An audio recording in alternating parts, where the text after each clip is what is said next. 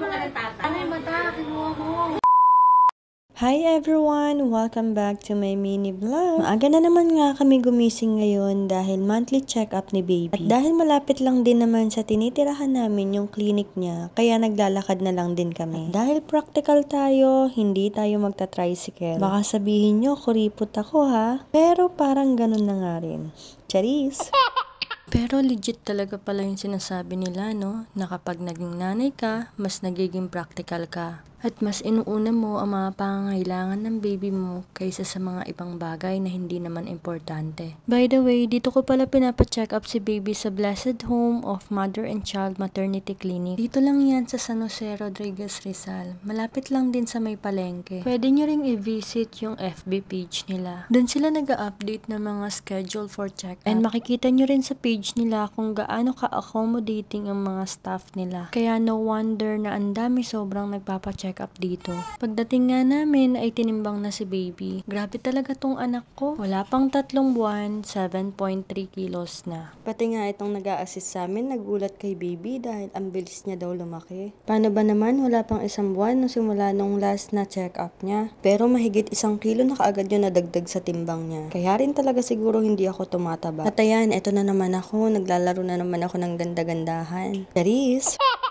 Pero mga mamis, no joke, perfect tong mini electric fan na to para sa tuwing aalis kayo kasama si baby ay hindi siya naiinitan. Lalo na kapag nakalagay siya sa stroller. Rechargeable na rin to at meron na rin siyang clip na pwedeng maging stand. Pwede mo rin siyang gawing stand ng phone every time na manonood ka. Hindi ko na lang din napakita dito sa video. At nabili ko nga rin to ng buy one take one. Pero yung isa mas maliit, mas handy pero parehong rechargeable. May clip na rin kaya pwede mong gamitin kahit saan. Maya-maya nga lang ay turn na ni baby para siya naman ang check-upin ni Doc. Chinek lang din yan ni Doc kung ano yung mga kailangang i-check kay baby. At sabi niya, healthy din naman si baby at walang sakit. Bilib nga rin ako dito sa anak ko dahil sa dami ng pinagdaanan niya ay healthy pa rin siya. Sa mga hindi nakakaalam, before ko ipagbuntis si baby ay may PCOS na ako. Yun yung cyst sa ovary na kalimitan ay mahihirapang magbuntis ang isang babae kapag meron ka nun. Hirap lang pong magbuntis pero may chance naman na magkaroon ng baby. Kaya sa may mga PCOS dyan, guys, huwag kayong mawalan ng pag-asa dahil magkakaroon din kayo ng baby. Nung nabuntis ako kay baby ay nagkaroon naman ako ng dermoid cyst which is sa ovary din siya. But unlike sa PCOS na maliliit, ang dermoid cyst ay lumalaki. Kaya habang lumalaki si baby sa tummy ko ay lumalaki din yung cyst sa ovary ko. Binigyan ako ng chance ng doktor na before 4 months si baby ay kailangan akong operahan para matanggal yung cyst. Pero natakot ako kaya hindi ako nagpa-opera nung nasa loob pa ng tummy ko si baby. Nung una ay hindi nga ako makapag-decide kung normal delivery ba or magpapa-cesarean ako sa panganganak kay baby. Dahil nga meron din akong dermoid cyst na kailangan na ring matanggal. Dahil kung hindi daw matatanggal yon at puputok yung sa ovary ko ay maaapektuhan si baby. Pero pwede naman daw isabay ang pagtanggal ng cyst sa paglabas ni baby. Pwede lang siyang isabay kung CS ako.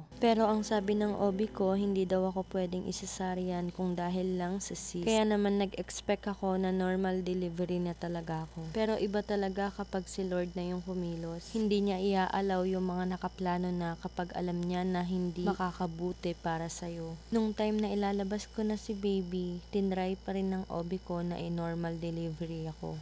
Ginawa na rin yung induced labor. Pero hindi bumababa si baby dahil cord coil siya.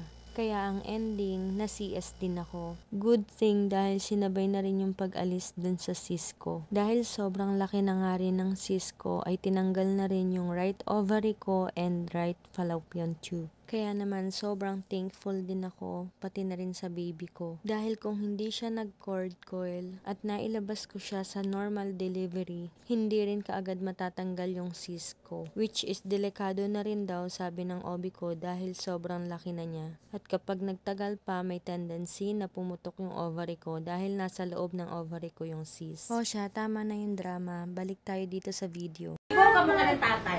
Nako ma'am, don't say bad words po. Charis lang, pero totoo, hindi ko nga kamukha ang aking anak. Pati nga gender, hindi nakuha sa akin eh. Ano yung mata? Kinuha mo.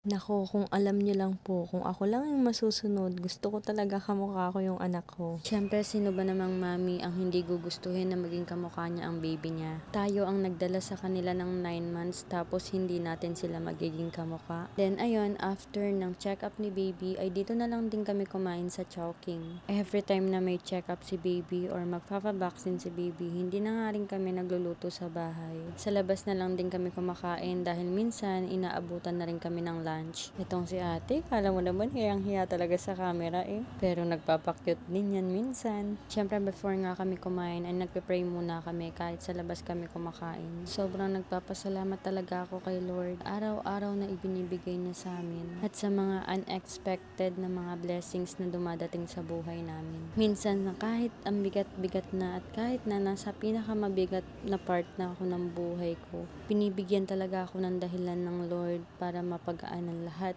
sa araw-araw. Kaya kung nabibigatan ka man sa buhay mo, kausapin mo lang siya, siguradong gagaan ng lahat. Sinasama ko nga pala sa vlog si ate dahil gusto ko makahanap siya ng account. Ibibenta ko na po siya. Charis! Yun lang for today's mini vlog. Bye!